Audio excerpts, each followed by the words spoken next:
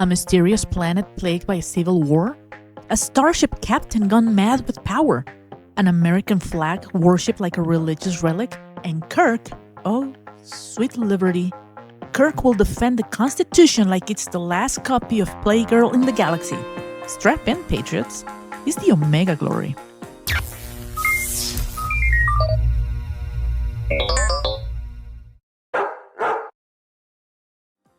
The Omega Glory starts off with eerie suspense and the promise of a chilling mystery, but quickly swerves into a clumsy capitalism versus communism allegory, topped off with a patriotic fever dream that will make a bald eagle cringe. It begins with a creepy ghost ship and a deadly mystery, and somehow ends up with two alien tribes who just happen to have the exact US Constitution while Kirk lectures everyone like he's the galaxy's civics teacher on steroids. There's racism, nationalism, jingoism, and somehow zero logic. It's like Gene Roddenberry said, what if America, but in space? You've got the Yanks, clearly meant to resemble Native Americans in behavior and appearance, grunting in faux tribal ways, worshipping relics, even living in settings that look too primitive. But plot twist, they're actually analogs for white Americans. They're the Yankees, who supposedly stood for freedom and democracy. And the cons? Calm, civilized, clearly coded as Chinese communists because, subtlety. And since we're almost at the end of Season 2, we might as well take this episode nobody voted for and see who pulled reverse polarity in it. But wait, remember you can follow me on Instagram, like, share, and subscribe to my channel. And if you want to see the full reaction, uncut, uncensored, and ads-free, you can become a patron or a YouTube member. I will leave all the links in the description box below. The episode kicks off with the Enterprise finding the USS Exeter, a Federation ship orbiting a mysterious planet called Omega-4. Ah, okay, I get the name of the episode, but where's the glory part? I don't get it. Naturally, the crew beams bored expecting some sci-fi horror or a daring rescue mission. Instead, they find the ship eerily quiet. No crew, no signs of life, just heaps of uniforms folded neatly into what is that? Dust? Salts? Rocks. They're rocks, Hank! No, they're minerals! Right here, this got me. I was really invested. But like many times before, I get all hyped up by the kicker and then I get this.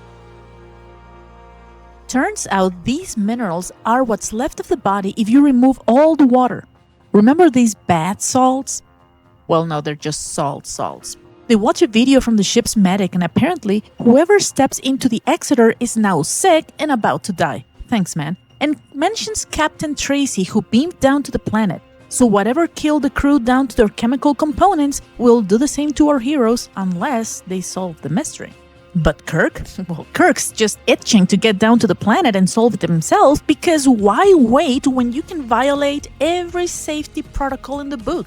So they beam down to the planet where the infection happened because OSHA regulations don't exist in the 23rd century.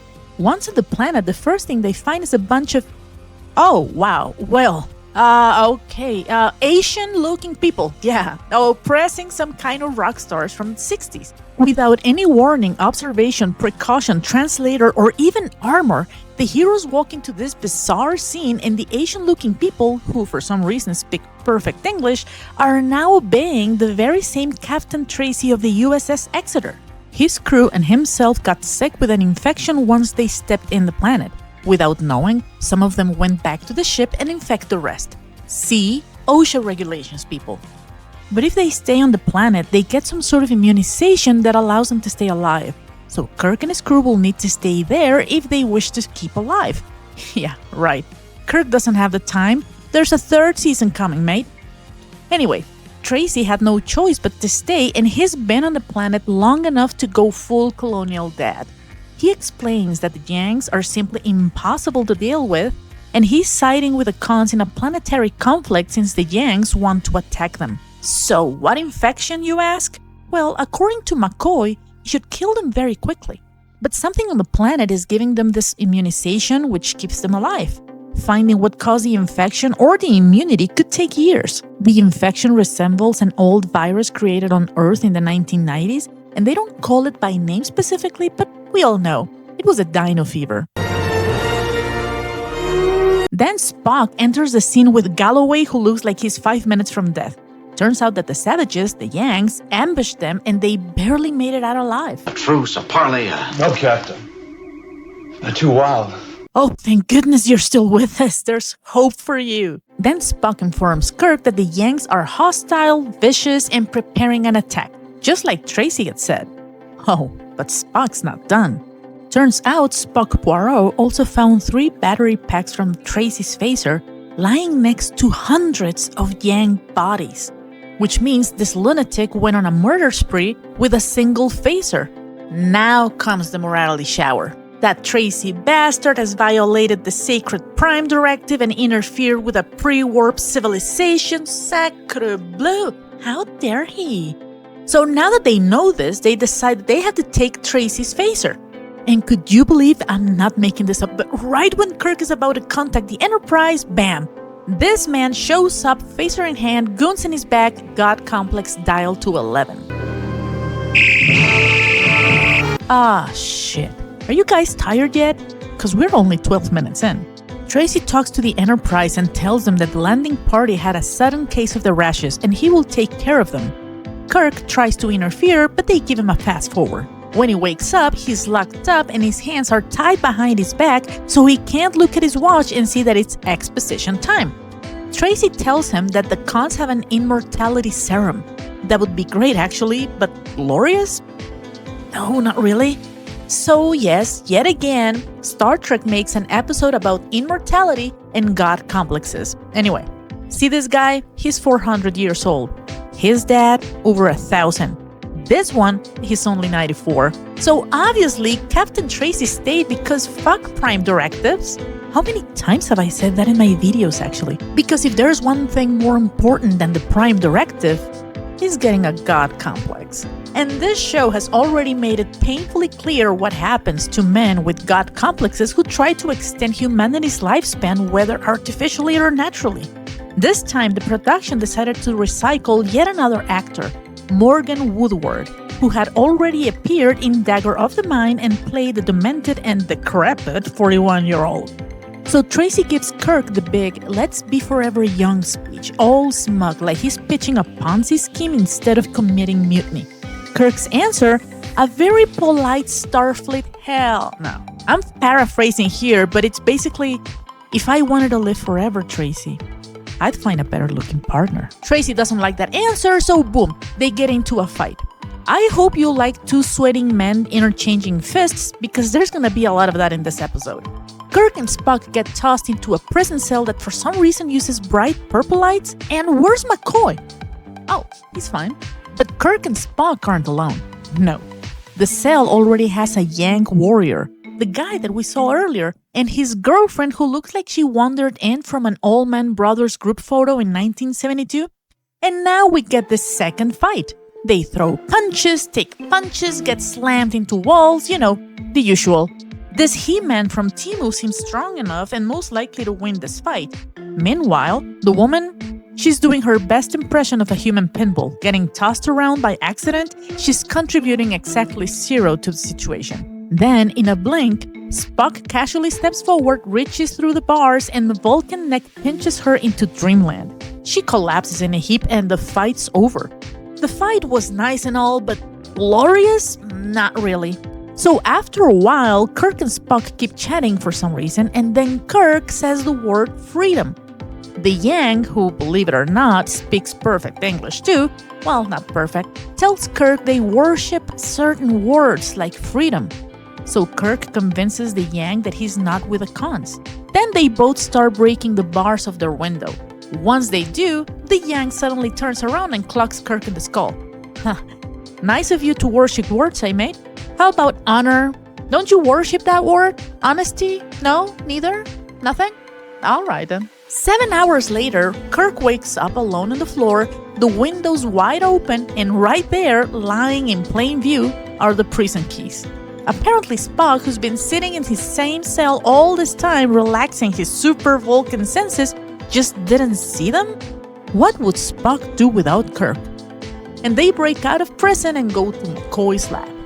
Turns out planet went through an intense biological war and many viruses were released, but nature created immunity to those viruses. These immunizing agents only take a few hours to fully immunize a patient, so if the Exeter landing party had waited a few more hours, the crew would have survived. Finally, they're about to contact the Enterprise for real this time, and just they're about to speak, Kirk, watch the door, stop sharing ideas about it, and this is embarrassing.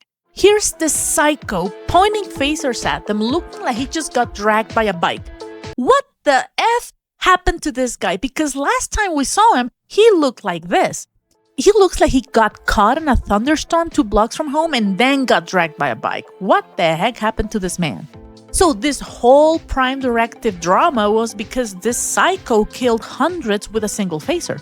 But then he shows up saying that the Yanks are so disturbed that they sacrificed hundreds just to lure them out in the open. And he had no other choice but keep killing Yanks. Kirk tells Tracy that there's no more disease. It's safe to go back. But Tracy wants his youth serum. Kirk, in the most professional and calm manner, informs Tracy that There's no serum! There's no miracles! There's no immortality here! All this is for nothing! McCoy tells him that their lifespan is just their nature, not some serum. Tracy doesn't like it, so he takes Kirk outside. So what the heck, Tracy? First you show up looking like crap, and now your quest for a serum wasn't because you were forced to stay on the planet being sick. Now that you can leave, you still want the serum? And what for? Is it because you look like this when you're 41? What? The show said it, not me. Now, because Kirk let the Yang go, he was betrayed actually, but okay. The Yangs will be alerted and will attack the village. So Tracy demands phasers from the Enterprise. Kirk asks for 10 phasers with 3 power packs each, and out of nowhere, left cross. Kirk just loves this third fight. So we get a cat and mouse chase around the village, a few punches, and the Yanks come and interrupt the fight. Our heroes and this asshole are taken to the Yanks, and we hear some particular background noise. Kirk and Spock analyze the Yanks and... living like Indians. Finally even looking like the American Indian. Thank goodness you said it and not me. Then Kirk makes a connection between words and realizes... Yanks, Yankees. And the cons? Oh, well... communists. No. Really, Shu? That's your analogy? Parallel is almost too close, Captain. Is almost too close rhymes with too much on the nose, Spock, just saying. On this planet, the communists won the war and the Yankees became more... How do you say it, Kirk? Living like Indians. Gotcha. So once again, we get another what-if planet on Star Trek. We've had the what if the Nazis won, what if immortality was achieved in the 60s, what if the gangsters' vibe dominated the Earth.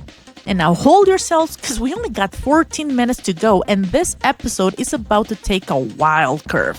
The Yanks proceed to make an impromptu honor ceremony for their 4 prisoners. Sorry, no, they don't know the word honor. They bring a torn American flag as a precious relic. I mean, there's a close-up. And the music? Star Trek doesn't just hint at the Star-Spangled Banner. No. They blast it like you're supposed to stand up in your living room and salute. Somewhere off-screen, a bald eagle sheds a single tear. So Cloud Williams, this Yang, is a chief. And this guy is the answer to what would happen to Kenny Rogers if he lost 60 pounds in 35 seconds. He begins reciting the Pledge of Allegiance, or at least what he thinks is the Pledge of Allegiance.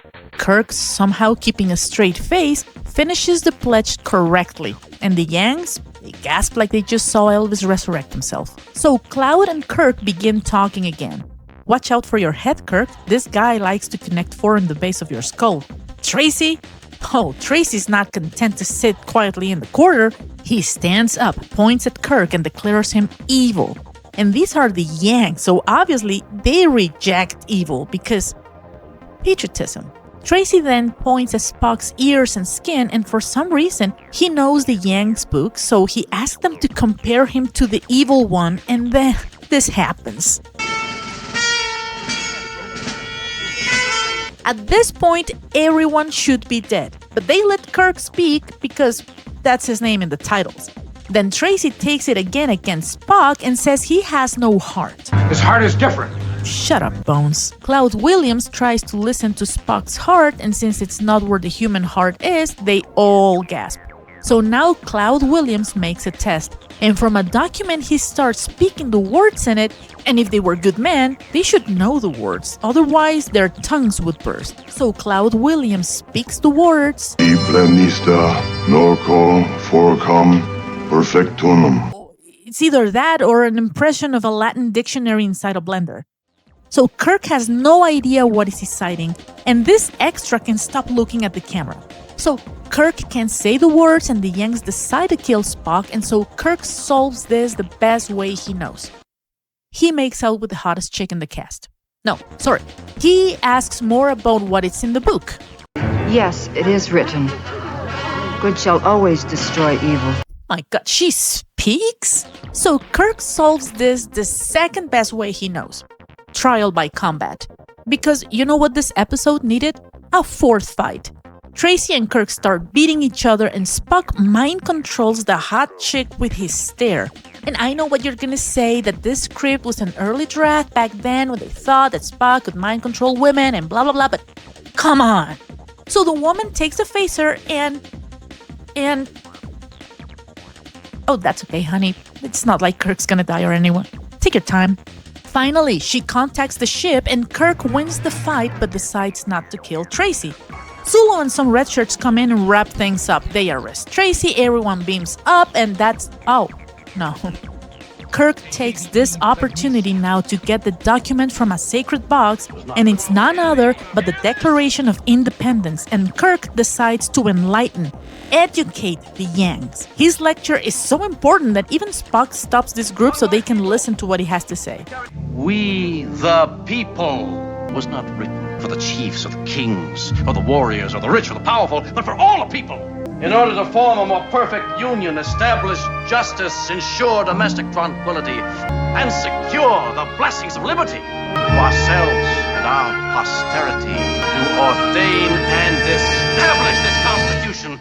Oh man, that was glorious! Oh, I get it now.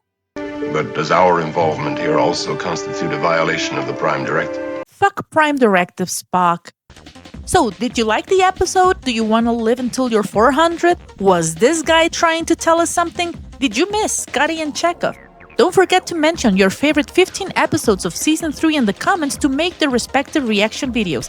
And I'll see you in the next one. God bless and bye-bye.